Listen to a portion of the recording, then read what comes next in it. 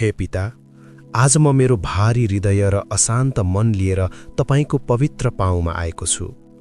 कहिलेकाहीँ जीवनको यो यात्रामा म आफूलाई निकै एक्लो र सहाराविहीन महसुस गर्दछु। वरिपरिको भिडमा पनि मेरो आत्माले एक्लोपनको गहिरो खाडलमा सङ्घर्ष गरिरहेको छ। तपाईको वचनले भन्छ, चूर्ण हृदय भएकाहरू सबैका नजिक परमप्रभु हुनुहुन्छ र निराश भएकाहरूलाई उहाँले बचाउनुहुन्छ। प्रभु, आज म मेरो मनमा गुम्सिएका सबै निराशा, व्यर्थताको भावना र चिन्ताहरू तपाईलाई सुम्पिन्छु। अन्धकारले मलाई घेरेको बेला तपाईँ मेरो जीवनको ज्योति बन्नुहोस्। येशू ख्रीष्टको नाउँमा मेरो मनमा आउने भय र विनाशकारी सोचहरूलाई म अस्वीकार गर्छु र परमेश्वरको शान्ति स्वीकार गर्छु।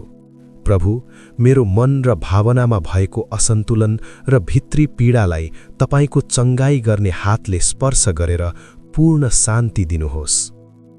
मलाई याद दिलाउनुहोस् कि म तपाईको नजरमा बहुमूल्य छु। मलाई मानिसहरूको होइन, तर तपाईको प्रेम र स्वीकृतिको आवश्यकता छ। मेरो मनमा अलौकिक शान्ति भर्नुहोस् जुन संसारले दिन सक्दैन। म अब उदासीको आत्मा होइन, तर स्तुति र आनन्दको वस्त्र पहिरिन चाहन्छु। येशूको निको पार्ने नाउँमा, आमीन।